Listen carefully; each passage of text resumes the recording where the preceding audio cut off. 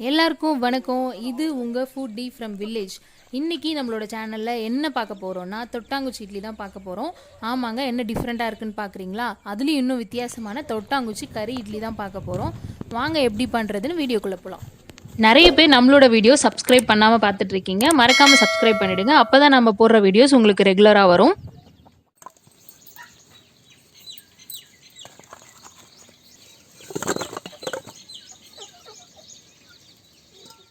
தொட்டாங்குச்சி கறி இட்லிக்கு தேவையான பொருட்கள் என்னென்னன்றது பார்த்துடலாம். தேங்காய், தக்காளி, இஞ்சி பூண்டு, சின்ன வெங்காயம், எண்ணெய், சோம்பு, மிளகு சீரகம், கொத்தமல்லி, வரமிளகாய். தொட்டாங்குச்சி இட்லிக்கு கறி கிரேவி பண்ணி எடுத்துக்க போகிறோம். அதுக்கு இப்போ மசாலாவை வறுத்து அரைச்சிக்கலாம். கொத்தமல்லி, மிளகாய் நல்லா வறுத்து விட்டுக்கோங்க. மிளகு சீரகம், சோம்பு, கிராம்பு இது எல்லாத்தையும் நல்லா வாசனை வர வரைக்கும் வறுத்து எடுத்துக்கலாம்.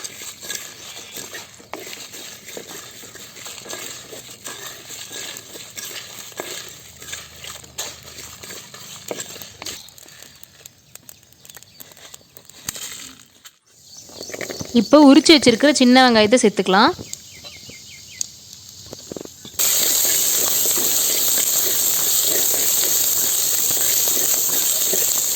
சின்ன வெங்காயமும் தக்காளியும் நம்ம இந்த மாதிரி வதக்கி அதுக்கப்புறம் ஆட்டி எடுத்துக்க போகிறோம்.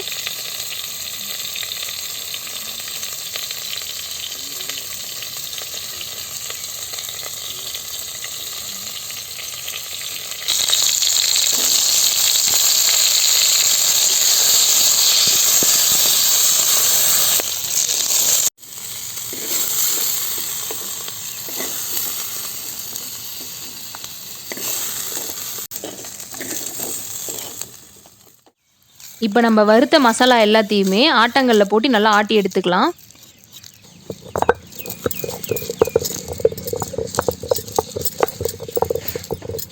இது கூட கட் பண்ணி வச்சிருக்கிற தேங்காயும் சேர்த்து அரைச்சி எடுத்துக்கலாம்.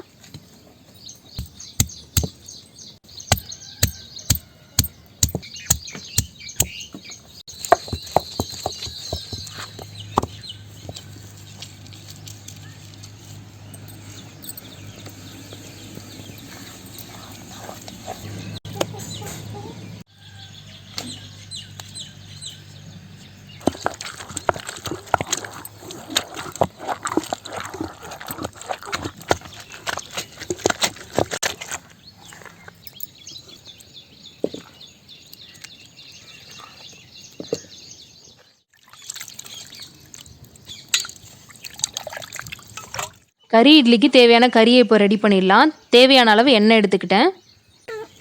எண்ணெய் காஞ்சதும் சோம்பு சேர்த்துக்கலாம். சின்ன வெங்காயம் உரிச்சு வச்சுருக்கேன், அதை இதில் சேர்த்துக்கலாம்.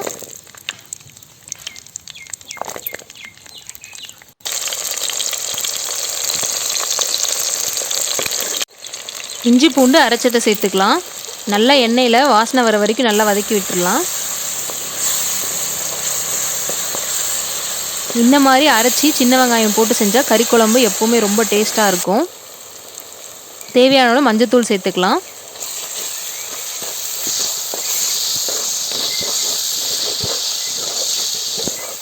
இப்போ கழுவி வச்சிருக்கிற கறியை இதில் சேர்த்துக்கலாம்.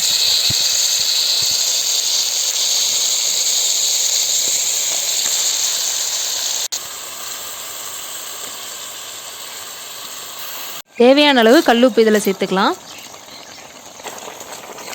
இது நல்லா இந்த மாதிரி கிளறி விட்டுருங்க. எண்ணெயில் கறி வதங்கும் போது நல்லா சாஃப்டாகிடும். உங்களுக்கு வந்து பார்த்திங்கன்னா டேஸ்ட்டும் ரொம்ப சூப்பராக இருக்கும்.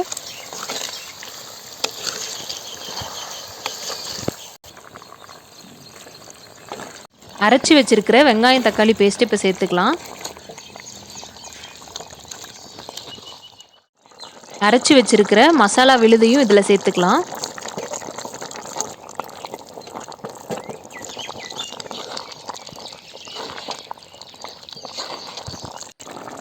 இப்போ இதில் கொஞ்சம் வெறும் மிளகாத்தூள் இருக்குது, அதை நான் சேர்த்துக்கிறேன். இப்போ கறி குழம்புக்கு தேவையான தண்ணி இதில் நான் சேர்த்துக்கிறேன். கறி குழம்பு பண்ணி அதுலேருந்து கறி எடுத்து வறுத்து தான் நம்ம இட்லியில் சேர்க்க போகிறோம். அதுக்கான குழம்பு இப்போ ரெடி ஆயிடுச்சு.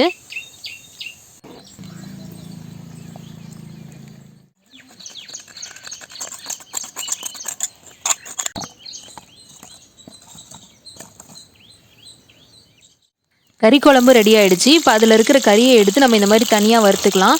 நீங்கள் இந்த மாதிரி கறி குழம்பு வச்சு தனியாக கறி எடுத்து வறுக்கும்போது ரொம்ப டேஸ்ட்டாக இருக்கும். அதே மாதிரி இதில் எண்ணெய் கொஞ்சம் தேவையான அளவு சோம்பு போட்டுக்கிட்டேன். இதில் எண்ணெயிலே இஞ்சி பூண்டை போட்டு நல்லா வதக்கி விட்டுறலாம்.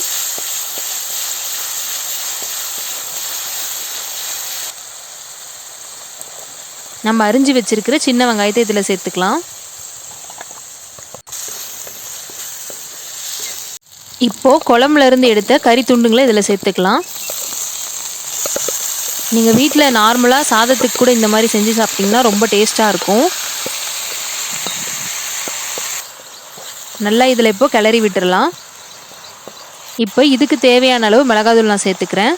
ஆல்ரெடி கறியில் வந்து கொஞ்சம் காரம் உப்பு இருக்கும், அதனால் கொஞ்சம் கம்மியாகவே சேர்த்துக்கலாம். இப்போ கருவேப்பிலையை போட்டு இதை இறக்கிடலாம்.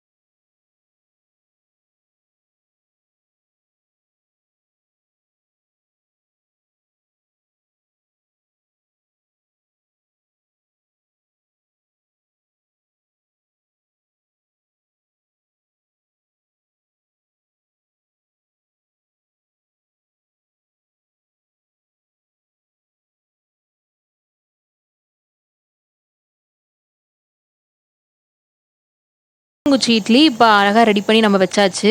இப்போ இது இட்லி பாத்திரத்தில் வச்சு நல்லா வேக வச்சு எடுத்துக்கலாம்.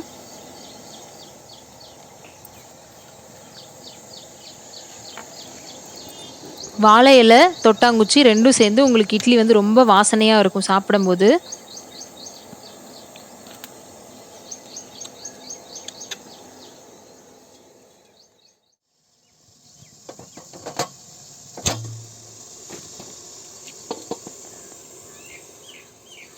கறி இட்லி இப்போ சூப்பராக ரெடி ஆகிடுச்சு. பாருங்கள், ஆவி பறக்க இட்லி ரொம்ப சூப்பராக இருக்குது பார்க்கவே. வாங்க இது எப்படி இருக்குன்னு இப்போ டேஸ்ட் பண்ணி பார்த்துடலாம்.